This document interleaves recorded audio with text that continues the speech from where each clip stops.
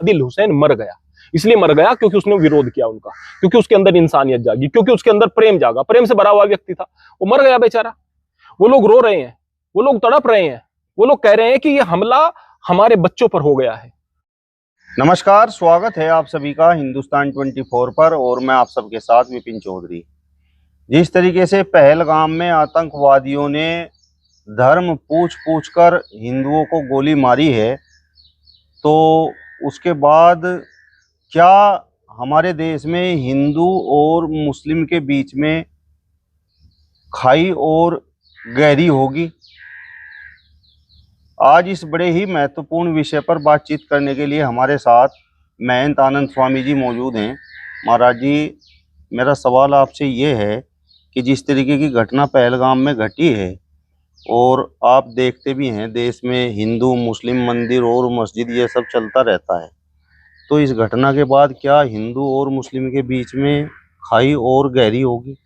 स्पष्ट रूप से गहरी होगी। आज आप मुझसे जो बात करेंगे इस विषय में, तो यहाँ पर जो हमारे मुस्लिम दर्शक हैं उन्हें भी ऐसा लगेगा, अरे गुरुजी तो कुछ अजीब सी भाषा बोल रहे हैं, तो जाहिर सी बात है ये भी तो एक खाई गहरी होने वाली ही बात है ना। यानी हमारे मन में भी अगर विद्वेष पैदा हो रहा है तो खाई गहरी होने वाली बात है ना, जबकि विद्वेष पैदा होने वाली बात नहीं, सच को सच कहने वाली बात है। और वो सच ये है कि बाहर से कुछ मुसलमान आते हैं या कश्मीर के कोई मुसलमान है, ये पता चल जाएगा। जाहिर सी बात है वो देश के ही थे, जो कि बाहर से भी उनके तार जुड़े हुए हो सकते हैं। कुछ मुसलमान आते हैं और वो हिंदुओं को नाम पूछ करके मारते हैं, और उसके बाद भी अगर हम कहें कि भारत पर हमला है और उसके बाद भी कहें कि आतंकवादियों ने किया है, तो हम महामूर्ख हैं और अपने आप को हम बुद्धिजीवी साबित करने की कोशिश कर रहे हैं। ये मूर्खता की बात है, सीधी सी बात है भाई। मुसलमानों ने हमला किया है और मरने वाले हिंदू थे, क्योंकि नाम पूछ करके, आइडेंटिटी पूछ करके मारा गया है। एक व्यक्ति मुसलमान तो बीच में खामखा मर गया है ना। हकीकत की बात यह है कि हिंदू को मारने के लिए आए मुसलमान आए, तो हिंदू मुसलमान की खाई क्यों नहीं बढ़ेगी?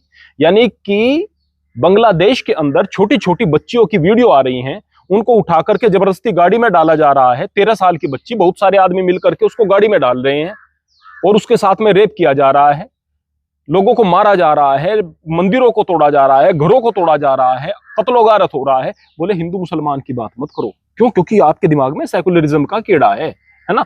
अरे भाई, सच को सच कहना अलग बात है, लेकिन सेकुलरिज्म का कीड़ा ये चीज नहीं होनी चाहिए। अगर आप सेकुलरिज्म की वजह से सच को सच नहीं कह सकते, तो फिर आदमी है क्या? आप आदमी है क्या? आप मुसलमान होकर कह रहे हैं कि हम उनकी घोर मजम्मत करते हैं। अरे मजम्मत ऐसे नहीं होती है। मैं 1000 तरीके बता सकता हूँ, वीडियो लंबी हो जाएगी। मजम्मत के तरीके कुछ और होते हैं। 1000 प्रकार से अंदर ही अंदर सपोर्ट किया जाता है, मन से सपोर्ट किया जाता है। कुछ लोग हैं जो सच को सच भी समझते हैं और कहते हैं, लेकिन कुछ लोग अंदर से चीजों को सपोर्ट करते हैं, सोचते हैं ये काफिर हैं, ये इसी तरह से होने लायक हैं। क्या यहाँ पर पश्चिम बंगाल में हो रहा है, इसको क्या कहेंगे आप? इसको क्या कहेंगे? ये जो चीजें हो रही हैं यहाँ पर, अगर आप खामोश रहते हैं तो आप उतने ही गुनहगार हैं जितना कि मुसलमानों पर अगर अत्याचार हो रहा है और गलत तरीके से हो रहा है, उस समय आप खामोश हैं। यहाँ पर अगर आप खामोश होते हैं तो आप दोगले हैं और आप गंदे आदमी हैं। सच को सच और झूठ को झूठ कहना चाहिए। और सच ये है कि यहाँ पर देश पर हमला बाद की बात, हिंदुओं पर हमला हुआ है और करने वाले मुसलमान थे, और वो स्पष्ट रूप से मुसलमान इसलिए थे, आइडेंटिटी पूछ करके चीजें हो रही हैं। और फिर कहते हैं कि नहीं भाई, बुरे आदमी हर जगह, हम भी कहते हैं हर जगह हैं बुरे आदमी, हर धर्म के अंदर है, पर सारे धर्मों को एक साथ मिलाओ, वहां से आतंकवादियों को चुनो, उन आतंकवादियों को सारे धर्मों के मिला करके दूसरी तरफ से इस्लाम से आने वाले आतंकवादियों से तुलना करो, प्रतिशत में बहुत पीछे, सारे धर्म के लोग मिलकर भी पीछे रह जाएंगे। कहां खड़े हैं आप? क्या तर्क दे रहे हैं आप कि भाई ये जो है नाथूराम गोडसे, ये क्या मुसलमान था? इंदिरा गांधी को मारने वाले क्या ये मुसलमान थे? ये जो राजीव गांधी को मारने वाली औरत थी, क्या मुसलमान थी? क्या नक्सली मुसलमान है? अरे मुसलमान नहीं है, लेकिन इनके कारण क्या है? ये धर्म के नक्सली जो है, धर्म के कारण मुसलमान है क्या? आप धर्म के कारण हो रहे हो। आपके मन में नफरत है, आप सोच रहे हैं कि ये वाजिबुल कत्ल है, ये काफिर हैं, ये वाजिबुल कत्ल है, आप सोच रहे हैं। दोयम दर्जे का समझते हैं आप मुसलमान के बाद में दूसरे लोगों को, और ये शिक्षाएं दी जा रही हैं, कहां से दी जा रही हैं आप जानते हैं, मैं नहीं बताऊंगा, आप जानते हैं किस तरह से चीजों को तोड़ मरोड़ करके आपका ब्रेन वॉश किया जा रहा है। ये चीजें समझने लायक है। अगर इस तरह की चीजें ना हो ना, तो इस तरह की बर्बर चीजें हो नहीं सकती हैं, नहीं हो सकती हैं। बोले कि पहला आतंकवादी ये था, नाथूराम गोडसे था। बाबर आतंकवादी नहीं था जो तलवार लेकर के आता है और इस देश में आकर के मार काट करता है। वो क्या आरती का थाल लेकर के यहाँ पर आया था? यहाँ पर जो मोहम्मद गोरी आया था, वह क्या यहाँ पर प्रेम और लड्डू बांटता हुआ आया था और बस राज करने लग गया? यहाँ जो महमूद गजनवी आया था, वो क्या लड्डू बांटते हुए, यहाँ पर पेड़े बांटते हुए आया था? सारे तलवार लेकर के आए थे, मार रहे थे, काट रहे थे, ढेर लगा दिए थे लाशों के। कितने लोग भारत से अरब गए हैं, कितने लोगों ने जाकर के अरब के कंट्रीज में मुसलमानों पर जाकर के उन्होंने हमला करके राज्य स्थापित किए, गुलाम बनाए हैं। लेकिन उन चीजों को आप जस्टिफाई करेंगे, आप लोग कहेंगे नहीं वो चीज ठीक थी, उसको ग्लोरीफाई करेंगे। 57 इस्लामिक राष्ट्र हो जाए, बहुत अच्छी बात है भाई, बहुत अच्छी है, अच्छा आदर्श है। लेकिन भारत में अगर हिंदू राष्ट्र की बात हो जाए, जो कि पुराने समय से हिंदुओं की धरती रही है, संस्कृति रही है, जहां पर 100 करोड़ से ज्यादा अगर हम बात करेंगे दुनिया में हिंदू है, इनके पास में कौन सा राष्ट्र है भाई, है ना? 1 करोड़ यहूदियों के पास भी अपना देश है। मैं हिंदू राष्ट्र की बात नहीं कर रहा हूं कि हिंदू राष्ट्र मिल जाएगा बहुत बड़ी बात हो जाएगी, मैं बात कर रहा हूं कि दोगली मानसिकता क्यों है। तो स्पष्ट रूप से बात है भाई, यहां पर हिंदू मुसलमान होगा, और हिंदू मुसलमान क्यों नहीं होगा, यानी कि हिंदुओं से नाम पूछ करके उनका कत्ल कर दिया जाए, उसके बाद भी हिंदू मुसलमान ना करे। कमाल हो गई भाई आपके दोगलेपन के, फिर कमाल की बात हो गई। ये चीज नहीं चलेगी भाई, ये चीज बिल्कुल नहीं चलेगी। और अगर ऐसा करेंगे तो आप गद्दार हैं, आप अपने खून की जांच कराएं, फिर आपके खून में मिलावट है, आप कायर हैं, आप नामर्द हैं। सैयद आदिल हुसैन शाह क्या देशभक्त नहीं था? क्या वो सच्चा मुसलमान नहीं था? केवल सैयद आदिल हुसैन की बात ना करो आप। अगर आप कश्मीर में जाओगे, बहुत प्यारे लोग मिलेंगे वहां पर आपको, इतने बेहतरीन आदमी मिलेंगे, कितने अच्छी भाषा वाले लोग, कितने अच्छे लोग, कितने अमन पसंद लोग भी वहां पर मिलेंगे, इस बात में शक नहीं है।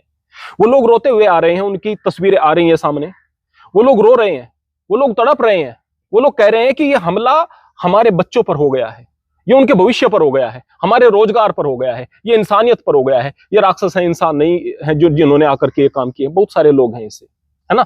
लेकिन मैं एक बात ये पूछना चाहता हूं कि जो वीडियो सामने आती थी जहां पर गालियां देते हुए आगे हमारी फौज चल रही है, ये बीजेपी के शासनकाल से पहले की वीडियो इस तरह की आती थी कि आगे आगे फौज चल रही है, पीछे गाली देते हुए लोग बाग चल रहे हैं, गाली दे रहे हैं फौज को, पत्थर मार रहे हैं बच्चे, पत्थरबाजियां हो रही हैं, सर फूट रहे हैं हमारे नौजवानों के, उनको गोली के आदेश नहीं है, उनको गोली के आदेश नहीं, उनको कार्रवाई के आदेश नहीं है, उनके सर फोड़े जा रहे हैं। क्या वो मुसलमान नहीं थे? मैं पूछना चाहता हूं, क्या वो मुसलमान नहीं थे? क्या कश्मीरी पंडितों को मरवाने वाले जो उनके पड़ोसी थे वो मुसलमान नहीं थे? वो भी तो मुसलमान थे। मैं नहीं कह रहा हूं, मैं बिल्कुल नहीं कह रहा हूं कि वहां पर अच्छे आदमी नहीं होते। आदिल हुसैन, कुछ लोग कह रहे हैं कि देखो भाई वहां मरने वालों में आदिल हुसैन भी तो था। क्या वो हिंदुओं को मारने के लिए आए थे? हिंदुओं को मारने के लिए आए थे, कलावा देख रहे थे, आइडेंटिटी देख रहे थे, नाम देख। आदिल हुसैन को मारने के लिए नहीं आए थे। आदिल हुसैन मर गया, इसलिए मर गया क्योंकि उसने विरोध किया उनका, क्योंकि उसके अंदर इंसानियत जागी, क्योंकि उसके अंदर प्रेम जागा, प्रेम से भरा हुआ व्यक्ति था, वो मर गया बेचारा, है ना? इसलिए मर गया क्योंकि उसको दया आ गई। काफिरों पर दया कैसे आ सकती है भाई? इसलिए मर गया। मारने के लिए हिंदुओं को आए थे, स्पष्ट सी बात है भाई, और ये समझना पड़ेगी। तो अच्छे मुसलमानों का जो बलिदान है वो जाया। देखो भाई, एक बात मैं बताता हूं आपको, और ये दुनिया का नियम है, मेरा नियम नहीं है, ये दुनिया का नियम है। गेहूं के साथ घुन पिसता है। मैं एक बात पूछता हूं कि अगर कोई काम बुरा हो रहा है, उस बुरे काम के लिए आप जिम्मेदार हैं या नहीं हो, सजा आपको भी मिलेगी। उसकी कैसे मिलेगी? मेरे घर में मेरी माताजी क्या करती हैं, वो सारा दिन सबमर्सिबल पंप चलाती हैं और उसको नाली में डाल देती हैं। किससे नाली साफ होगी? वो पानी जो कि 300 फुट गहराई से निकल रहा है, गहरा कराया है ताकि वहां से साफ पानी निकले, वो साफ पानी सारा दिन बर्बाद किया जाता है ना? धुआं कर दिया जाता है कि इस धुएं से मुझे अच्छा लगता है, बहुत सारा धुआं करती है, मुझे अच्छा लगता है, मच्छर भागते हैं, उनको रोकते हैं तो लोगों के सामने रोती है, हमें पानी नहीं चलाने दिया जाता, प्यासा मार दिया जाता है। सारा दिन सबमर्सिबल चलता है, इतनी देर तक लाइट रहती है, कितना सारा पानी बेकार जाएगा। आने वाले समय में इस तरह के लोग बहुत सारे हैं, हम अपनी माँ को नहीं रोक पा रहे। इस तरह के लोग बहुत सारे हैं यहाँ पर, इस गांव में, इस देश में, गांव में विशेष रूप से। अगर किसी की बड़ी ट्यूबवेल लगी हुई है, बटन दबा देंगे, उसमें कितना सा पानी बेकार चला जाएगा। तो आने वाले समय में अगर पानी की कमी पड़ेगी और हमारी आने वाली पुश्तें पानी की कमी से त्रस्त होंगी, तो जिन्होंने पानी बचाया भी था, जो विरोध भी कर रहे थे पानी बचाओ, क्या उनकी संतान को पानी मिल जाएगा? क्या उनका खाता अलग से हो जाएगा, देखो भाई ये पानी बचाने वाले हैं? नहीं, जो पानी बर्बाद कर रहे थे ना, उनकी सजा का फल उनको भी भोगना पड़ेगा। आपकी कम्युनिटी के अंदर, आपकी कौम के अंदर अगर कुछ चीजें गलत हो रही हैं, तो फिर उसके साथ शरीफ लोगों का भी नुकसान होगा। और ये शरीफों की शराफत कहां तक है? मैं एक बात पूछना चाहता हूं। जो सुधांशु त्रिवेदी जी बात करते हैं, वो एक बात कहते थे कि हमारे महामहिम राष्ट्रपति, हमारे लिए गौरव की बात रही है, इस तरह के यहाँ पर मुसलमान भी हुए हैं। एपीजे अब्दुल कलाम की नमाज जनाजा में थोड़े से लोग, और तभी आतंकवादी का दूसरा नमाज जनाजा निकलता है, वहां पर बहुत सारे लोग। अगर आप हीरो मान रहे हैं कहीं ना कहीं इन लोगों को, तो फिर पता चलता है भाई आतंकवादी अगर आतंकवाद की बात करता है, निश्चित रूप से ऐसे लोग कम हैं, हथियार उठाने वाले कम हैं अच्छे लोगों से। लेकिन बहुत सारी भीड़, जो अगर एक आदमी गलत बोल रहा है और सामने 10,000 लोग बैठ करके, 1000 लोग बैठ करके उसकी शाबाशी कर रहे हैं, उसके नारे लगा रहे हैं, वो भी उसके जैसे ही हैं। बस फर्क केवल इतना है कि उनके अंदर कायरता है, वो इतने बहादुर नहीं है, वो थोड़े से बहादुर हैं आतंकवादी जो हैं, भावना ऐसी ही है, बस वो बहादुर है, वो उनकी अपेक्षा और वो लड़ने के लिए तैयार हो जाते हैं। सोच तो वही है ना, सोच तो वही है। मैं ये नहीं कहूंगा कि सारे मुसलमानों की ऐसी सोच है, बहुत सारे हो सकते हैं कि उनकी सोच में भी ये बात ना हो, लेकिन फिर बात क्या आ जाएगी, फिर बात ये आ जाएगी, नहीं भाई देखो औरंगजेब जो है वो तो अच्छा बादशाह था, 50 साल तक उसने राज किया है ना। कितनी बेतों की बात करते हैं, और हिंदू भी इस तरह की बात करते हैं, कमाल की बात कि अगर मुगल यहां पर इतने ही बुरे होते तो यहां पर हिंदू बचता क्या देश में? अरे थोड़े मुसलमान बनाए हैं क्या? हिंदू ज्यादा थे भाई, ज्यादा थे, बहुत सारे बनाने के बाद भी बच गए। धीरे धीरे प्रेशर डाला जाता है, तरीके से डाला जाता है। हिंदू होना मुश्किल कर दिया था इस देश के अंदर, कि जो कायर लोग थे वो मुसलमान बन गए। हिंदू होना मुश्किल कर दिया, वहां पर सुविधा दे दी, तो जो कायर लोग थे वो कन्वर्ट हो गए। सोचे कि हम इस्लाम से प्रभावित आ रहे हैं, नहीं, इस्लाम से प्रभावित होकर के अगर बात होती तो स्पष्ट बात है। मैं पूछना चाहता हूं यहां पर विपिन जी आज आपसे कि अगर इस्लाम में इतना ही प्रभाव था तो 47 के बाद में वो प्रभाव खो गया क्या? आज इतनी तेजी से कन्वर्जन क्यों नहीं हो रहा? आप मुझे बताइए कि आपके दादा परदादा, उसके आगे की पीढ़ी में, आपकी नानी, उसकी आगे की पीढ़ी में, अपने गांव में देखिएगा, आगे आगे की पीढ़ी में कहीं तक देखिएगा, कोई कन्वर्ट हो नहीं रहा है, कोई हो नहीं रहा कन्वर्ट। अब वो धार खो दी क्या? सीधी सी बात थी, कहीं ना कहीं कुछ ना कुछ मजबूरियां रही होंगी, कुछ ना कुछ मजबूरियां रही होंगी। उन मजबूरियों के तहत यह कन्वर्जन हुआ है। क्यों नहीं स्वीकार करते हम इस बात को? अगर बात करते हैं, हमसे कोई पूछे कि दलितों पर अत्याचार हुआ है क्या, हम कहेंगे कि हाँ दलितों पर अत्याचार हुआ है और गलत हुआ है। धर्म ग्रंथ में कोई बात गलत लिखी, हम कहेंगे जी हाँ ये गलत लिखी है, इसको हटा देना चाहिए, है ना। फर्क ये आ जाता है कि यदि आपसे पूछा जाए कि ये अत्याचार हुए हैं क्या हिंदुओं पर, बोले नहीं हुए हैं। ये चीज गलत लिखी हुई है क्या, जिसको गलत तरीके से प्रस्तुत किया जा रहा है, कि नहीं ये चीज लिखी हुई नहीं है, ये फर्क आ जाता है। हम ये भी कहते हैं कि हम लोगों ने भी किए हैं, हम ये भी कहते हैं, लेकिन स्वीकार करते हैं ना, गलती हुई है भाई, स्वीकार करते हैं, लेकिन वहां स्वीकार नहीं किया जा रहा। इन चीजों को समझना पड़ेगा भाई, समझना पड़ेगा। अमन के अलावा कोई रास्ता नहीं, लेकिन अमन केवल एक तरफ से नहीं आता है, मैं ये कहना चाहता हूँ। महाराज जी, इस घटना के बाद वहां पर सबसे पहले पहुंचने वाले लोग कश्मीरी मुसलमान थे, और कुछ वीडियो जैसे भी आ रहे हैं कि कुछ लोगों को वहाँ के जो कश्मीरी मुसलमान हैं वो अपने कंधों पर बैठाकर सुरक्षित जगहों पर लेकर जा रहे हैं। कुछ कैब ड्राइवर ऐसे हैं जो वहाँ पर घूमने के लिए गए थे, वो उन्हें बचाकर अपने घरों पर लेकर गए। तो फिर इन मुसलमानों का क्या दोष है? मैं आपको एक चीज बताता हूँ भाई, कि आप ही लोग जख्म दो और आप ही लोग इलाज दो, ये क्या बात हुई? ये क्या बात हुई? मैं पूछना चाहता हूं। मार रहे हैं वो भी मुसलमान, जो बचा रहे हैं वो भी मुसलमान, ये क्या बात हुई भाई? मैं पहले भी कह चुका हूं कि अच्छे लोग हैं, पहाड़ी लोग अच्छे होते हैं। मैं पहाड़ों पर जाता हूं तो हिंदू हैं, वो भी अच्छे हैं, और वो लोग मुसलमान हैं। अरे भाई जब हैं ही वहां मुसलमान, हैं ही मुसलमान, फिलहाल वहां पर हैं ही मुसलमान, तो जाहिर सी बात है अच्छे भी होंगे। बुरे अपना काम करके चल गए तो अच्छे भी तो अपना काम करेंगे। अब वो अच्छे जो है अपना काम, वो सेवाएं भी कर रहे हैं। वहां से, यहाँ से जो लोग जाते हैं ना मधुमक्खी पालन के लिए, मुझसे जुड़े हुए कुछ लोग जाते हैं वहां पर अपनी मधुमक्खियां लेकर, कहते हैं कि मुझे तो बड़े प्यारे लोग मिलते हैं वहां पर, इस तरह से कह रहे हैं लोग वहां पर, वो लोग बाग बड़ा अच्छा व्यवहार है उनके साथ। कुछ मुसलमान यहाँ मंदिर पर भी आए, हमारे पास आए, बड़े अच्छे भी दिखाई दिए हैं। लेकिन उन बारीकियों को समझो जो मैं कहना चाहता हूं। वो रो रहे हैं, मैंने शुरुआत में कहा रो रहे हैं, तड़प रहे हैं, हमारे बच्चों का भविष्य खराब हो गया है। मोदी जी का सपना था कि एक ऐसा आदर्श बना करके दिखाएं कि जिससे फर्क लगे कि पीओके में क्या है और यहाँ क्या है, और वो चीजें हो रही थी, वो चीजें हो रही थी। यहां पर आप सोचेंगे कि इनका उद्देश्य क्या है, मैं कहूंगा इनके दो उद्देश्य थे। इनके दो उद्देश्य थे जो आतंकी थे। वो देख रहे थे कि जो पाकिस्तान में डिफरेंस क्रिएट हो रहा है कि पीओके क्या है और ये कश्मीर क्या है, ये डिफरेंस क्रिएट हो रहा है, ये नहीं होना चाहिए। हिंदू मुसलमान में जो विभेद है ये ज्यादा से ज्यादा होना चाहिए। ये विभेद होगा तब जाकर के इनके मन में हिंदुस्तान से नफरत फैलेगी, सरकार के प्रति इनके मन में नफरत के भाव होने चाहिए, क्योंकि अब सरकार कार्यवाही करेगी तो जाहिर सी बात है कहीं ना कहीं निर्दोष पर भी कार्यवाही हो जाएगी। तो उनके कई प्रकार के इस तरह के उद्देश्य थे, उन उद्देश्यों की पूर्ति के लिए सारी की सारी चीजें हुई हैं। और मैं फिर से कहूंगा कि अच्छे मुसलमान अगर वहां पर हैं तो बहुत सारे अच्छे मुसलमानों की आड़ में ऐसे मुसलमान भी हैं जो अंदर से आतंकवादी हैं और आतंकवादियों का साथ देते हैं, ऐसे भी हैं जो कि मजबूरी में उनका साथ दे रहे हैं। हर तरह की दुनिया है, लेकिन जो चीजें मैंने पहले कही हैं वो चीजें भी सोचने समझने लायक हैं। तो फिर तो महाराज जी आतंकवादियों का जो लक्ष्य था वो पूरा हो गया, हिंदू और मुस्लिम के बीच में भेद पैदा हो गया। आप अगर यह चाहते हैं क्या कि भाई हम इसी प्रकार से अब इस विभेद को पैदा न होने दें और हर चीज को ऐसे ही सहन करते चले जाएं, ये सहनशीलता नहीं थी तो क्या थी कि यहाँ पर जो भी लोग आए उनका प्रतिशत बढ़ता चला गया। अगर हम यहाँ पर पूछेंगे ना, तर्क देखिएगा फर्क क्या है। हम अगर ये पूछते हैं कि अगर पाकिस्तान के अंदर 20% के लगभग आबादी थी, है ना, तो आज की तारीख में वो 2% से कम क्यों रह गई? तो इस बात का कोई जवाब उनके पास नहीं है। आबादी क्यों घटी? बोले इस्लाम से प्रभावित होकर के उन्होंने इस्लाम ग्रहण कर लिया। बच्चियों के साथ रेप हुए हैं। योगेंद्रनाथ मंडल को वहां से भगा दिया गया था कि दलितों के साथ में यहाँ पर अत्याचार हो रहे हैं, मेरे दलित बंधु यहाँ पर आए थे। क्यों आया था योगेंद्रनाथ मंडल वहां से? वो तो मुसलमानों का समर्थक बन करके गया था, वहां का कानून मंत्री बना था जाकर के पहले, है ना।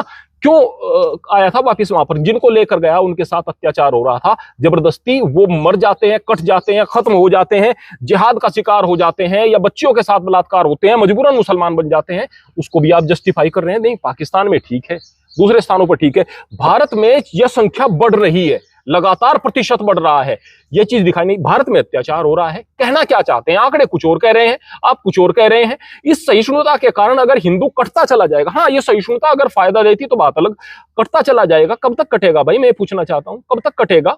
कब तक कटेगा? मैं अभी इस घटना से एक दिन पहले अभी अमृतसर होकर के आया हूं, वहां पर मुझे एक घटना दिखाई दी, उसका जिक्र मैं बाद में करूंगा, चीजें अलग हो जाएंगी, बाद में करूंगा। उस चीज से दिल अंदर तक दुखी हुआ, अंदर से दुखी हुआ है, उस व्यवहार को, उस चीज को खुद झेला, देख करके दुखी हुआ है। आज हम इस तरह की, तभी वहां पर मैं तब अमृतसर ही था, तभी जाकर के मेरे पास में इस तरह की यह सूचना मिली। पूरी रात नहीं सोया मैं मंदिर में बैठकर कह रहा हूं, पूरी रात पलक नहीं झपकी है। दर्द होता है भाई, तकलीफ होती है। एक नवविवाहिता जाती है, उसके सामने उसके पति का कत्ल हो जाता है। नवविवाहिता जाती है, नौसेना का हमारा जवान, उसके सामने उसके पति का कत्ल हो रहा है, करनाल से वह जवान था। एक औरत के सामने उसके पति का कत्ल हो रहा है, वह कह रही कि मुझे भी मार दो, मैं जी करके क्या करूंगी? कि जाओ मोदी को बता दो, है ना, मोदी को बता दो। मोदी उन लोगों को दुश्मन दिखाई दे रहा है, मोदी उन लोगों को दुश्मन दिखाई दे रहा है। मोदी की पाकिस्तान भी तारीफ कर रहा है, उसकी काम को, उसकी स्ट्रेटजी को देख करके मोदी को दूसरे लोग भी तारीफ कर रहे हैं, दुनिया में तारीफ कर रहे हैं। इस देश के गद्दारों को मोदी हजम नहीं हो रहा है, वो भी कह रहे हैं मोदी को बता दो, इस देश के गद्दारों को हजम नहीं हो रहा। जो देश के गद्दार हैं उनकी सोच किन से मिलती है? जो मोदी का दुश्मन है वो देश के दुश्मन है, तो उनको मोदी बुरा लग रहा है, और उनसे जिनकी सोच मिल रही है ना, वो सारे के सारे इस देश में छिपे हुए गद्दार हैं। मैं स्पष्ट रूप से कहता हूं, यह राजनीतिक बयान नहीं है, क्योंकि यह दिल के दर्द का बयान है। इस वक्त इस देश को महती आवश्यकता इसलिए बीजेपी की है। हर चीज को आप बीजेपी पर थोप रहे हैं। कैसे थोपी जा रही है पता है? रॉबर्ट वाड्रा ने कहा है, रॉबर्ट वाड्रा का बयान आया है वर्तमान में, कि बीजेपी ने ये डिफरेंस क्रिएट कर दिया है। इस डिफरेंस क्रिएट कर देने के कारण ये जो नफरत पैदा कर दी है, ये खाई पैदा कर दी है, इसकी वजह से ये आतंकवादी हमला हुआ है। आप आतंकवादियों को सपोर्ट कर रहे हैं, उनको तो मुसलमान भी उनका विरोध कर रहे हैं, आप सपोर्ट कर रहे हैं। क्या हैं आप हैं क्या? और कैसे उनके समर्थक हैं? वो जो रजिस्टर्ड दामाद है कांग्रेस का, वो इस तरह की बात कर रहा है। कमाल की बात है, अगर ये नफरत पैदा हो गई है तो हिंदू ढूंढ ढूंढ करके, नाम पूछ पूछ करके मुसलमान को क्यों नहीं मार रहे? फिर भी मारेंगे मुसलमान ही, जबकि प्रतिशत में हिंदू यहां पर ज्यादा हैं, है ना। अगर ये डिफरेंस क्रिएट हुआ है तो हिंदू क्यों नहीं? मुसलमान कहेंगे कि अच्छा स्वामी जी को मॉब लिंचिंग दिखाई नहीं देती, है ना, जो गाय के नाम पर मौत होती है। एक बात देखो भाई, जब आप इस तरह का तर्क दे रहे हो ना, तब भी आप अन्याय की बात कर रहे हो। हमेशा तर्क की बात करता हूं मैं, अन्याय की बात कर रहे हो, मैं उसको सही नहीं मानता, और उसका जगह जगह विरोध किया है जहां इस तरह की चीजें हुई हैं। लेकिन या तो वो आदमी मरे हैं मॉब लिंचिंग में जिनके फ्रिज में गाय का मांस कटा हुआ रखा था, वो लोग मरे हैं, या फिर शक में मर गए, वो भी गलत हुआ है, और वो भी गलत हुआ है फ्रिज में, क्योंकि कानून करता अपना काम। या फिर वो जिस पर शक था कि भाई इसने गाय की हत्या की है, शक में मरे, है ना।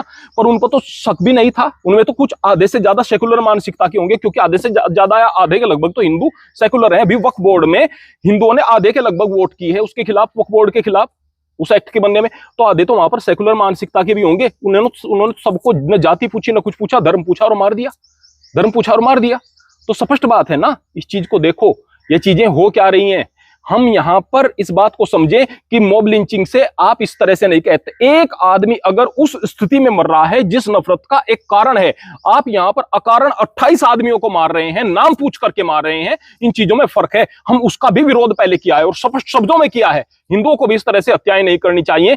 लेकिन इस बात में फर्क है कि आप अल्पसंख्यक होते हुए और बहुसंख्यक का कत्ल इस प्रकार से कर देते हैं। बोले कि हम तो यहां पर क्या कह रहे हैं, कश्मीर की तो मामला अलग है, कश्मीर का अलग है, तो फिर ये बांग्लादेश का क्या है? बोले वो तो दूसरा देश है। फिर पश्चिम बंगाल का क्या है भाई? बंगाल का क्या है? वहां पर बात बताओ। ये मुंह में दही क्यों जम जाती है सभी लोगों के? जो भी ये सेकुलर मानसिकता के लोग हैं उनके मुंह में दही क्यों जम जाती है? अरे भाई, जो इधर बुरा करता है उसको भी बुरा कहो, जो उधर बुरा करता है उसको भी बुरा कहो। पता नहीं किस तरह के लोग बाग हैं कि मन में न देशभक्ति का भाव है, न सच कहने की क्षमता। ये बात है बस। महाराज जी, अभी जो हरियाणा के करनाल के नौजवान का वहां पर पहलगांव में कत्ल हुआ है, तो वहां पर नायाब सिंह सैनी जो मुख्यमंत्री हैं हरियाणा के, वो उस परिवार से मिलने के लिए पहुंचे थे। वो वीडियो भी शायद आपने जरूर देखा होगा। तो जो शहीद हुआ है नौजवान, उसकी बहन कह रही है कि वो 1.5 घंटे तक पड़ा हुआ वहां पर तड़पता रहा। मैं आपको एक बात बताऊं, देश के गद्दार वर्तमान में बहुत अजीब बात कर रहे हैं। मैं देश के गद्दार स्पष्ट रूप से कहूंगा। एक बंदे ने कहा कि ये पठानकोट में हमला हो जाता है, डोभाल को पता नहीं चलता है, ये यहाँ पर होता है, सुरक्षा एजेंसी ये क्या कर रही होती है। अरे भाई, सबके मन में सुरक्षा एजेंसी बैठकर नहीं देख सकती। ये फेल्योर हो जाते हैं, ये फेल्योर हो जाते हैं, हर हाल में हो जाते हैं। मैं यहाँ पर इस बात से पहले एक बात आपको बता देना चाहता हूं, जिस तरफ लोगों का ध्यान नहीं गया। जो वो घूमने के लिए लोग भाग गए थे, वो किस जगह गए थे? पठानकोट के उस हिस्से में जो कि बड़ा दुर्गम है, जहां लोग नहीं जाते, उसको मिनी स्विट्जरलैंड कहा जाता है ना। अभी मेरी बहन और बहनोई भी घूमने के लिए गए थे, लेकिन वो वहां नहीं गए। तब शांति थी, तब भी वो वहां नहीं गए। बोले कि भाई बड़ा दुर्गम सा है इलाका। उनके साथ के लोगों ने भी कहा कि भाई वहां नहीं जाते, वहां तो दिन में अगर लोगों को मार करके डाल दें तो कुछ चीजें भी नहीं आ सकती, कितनी फौज तैनात कर लेंगे। हमारे जो सैनिक है ना, मैं सैल्यूट करता हूं इन धार्मिक नेताओं से और दूसरे नेताओं से, धर्मगुरुओं से सबसे ज्यादा सैल्यूट करता हूं। भाव आता है एक लोगों को उनको देख करके, जो हमारे सैनिक हैं, भाव आता है, मन में भाव जागृत होता है। वो लोग खड़े हैं, पता नहीं कैसे कैसे जंगलों में खड़े हैं, वो भी किसी माँ के बच्चे हैं। कुछ उन्हें चीजें खा जाएं, वो खेतों में खड़े हैं, धूप में खड़े हैं, सर्दी में खड़े हैं, हर स्थान पर खड़े हैं, प्रहरी बनकर खड़े हैं। आज कहते हैं कि बदला लो, बदला लो। उस बदला लेने में कितने सारे सैनिक गोलियां खाएंगे, कितने मरेंगे, सोचा है आपने? बदला लेना पड़ता है, लेकिन मरेंगे कौन? सैनिक। आपने तो कह दिया बदला लो, मरेंगे कौन? सैनिक, है ना। कहां कहां पर सैनिक खड़ा कर देंगे।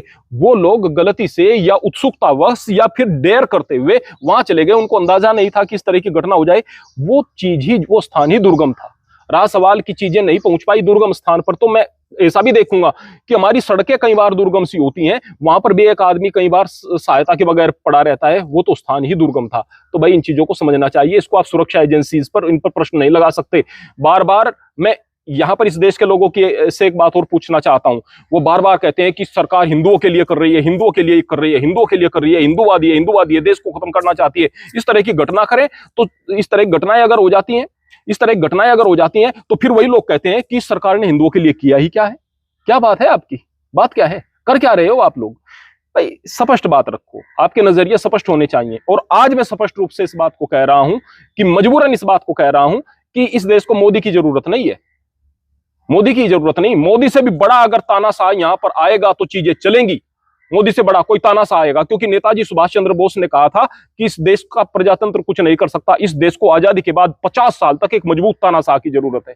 और हकीकत की बात है, इस डेमोक्रेसी ने हालत खराब कर दी। एक व्यक्ति कह रहा है, जो व्यक्ति वर्तमान में मोदी का विरोध कर रहा है, अब तक वो मोदी का समर्थन था, लिखकर भेजा, जैसे कि बड़ी विद्वतापूर्ण बात लिख दी, कमजोर प्रधानमंत्री। कमजोर प्रधानमंत्री लिखकर भेजा, कमजोर अरे प्रधानमंत्री कमजोर नहीं है। सेक्युलरिज्म का कीड़ा जिन लोगों के दिमाग में है, और सेक्युलरिज्म के चलते वो सही बात को भी गलत साबित करने की कोशिश कर रहे हैं। वो लोग जो कि विपक्ष में बैठकर केवल देश के अहित की बात करते हैं, वो लोग जो कि एक वीडियो काट करके, जहां पर कि एक व्यक्ति ध्यान नहीं दे पाता है मोदी की तरफ, कई बार हो जाता है, देखो देश का प्रधानमंत्री कितनी बेइज्जती होती है। आपको पता है इज्जत हो रही है, बेइज्जती हो रही है, लेकिन बात को साबित करने का प्रयास करते हैं। कई बार इस तरह की बात करने वाले, हजार प्रकार से रोड़ा अटकाने वाले, देश हित के फैसलों में रोड़ा अटकाने वाले, ये लोग कमजोर किए हुए हैं। कमजोर प्रधानमंत्री न हमारा है, न हमारी सरकार कमजोर है। कुछ लोग कह रहे हैं जवाब नहीं दिया। कितनी जल्दी सोच रहे हैं आप जवाब देना? जवाब देने के लिए एक स्ट्रेटजी होती है। सर्जिकल स्ट्राइक के बाद भी आपने इसी प्रकार से कमजोर प्रधानमंत्री करके चिल्लाया था। उस समय भी आपके पेट में दर्द हो रहे थे, और जब चीजें हुई फिर कहने लगे सबूत दो, और ये सारी बातें फेंक है। फिर वीडियो आ गई, फिर भी तो उनकी मां मर गई, है ना। वीडियो आई, स्पष्ट रूप से सारे के सारे सबूत आए। ये देश के गद्दार हैं, गद्दार। इन गद्दारों की वजह से इस महान राष्ट्र की दुर्गति हुई है, और ये गद्दार इस तरह की बात करते रहेंगे। ऐसे समय पर भी अगर दिल पसीज नहीं रहा और आप तथ्यों को नहीं देख रहे या गलत तरीके से देख रहे हैं, तो फिर गलती आपकी है। चलिए, तो मयंक आनंद स्वामी जी को आपने सुना। फिलहाल इस वीडियो में बस इतना ही। अगली वीडियो में फिर आपसे मुलाकात होगी। तब तक बने रहिए हिंदुस्तान 24 के साथ। नमस्कार।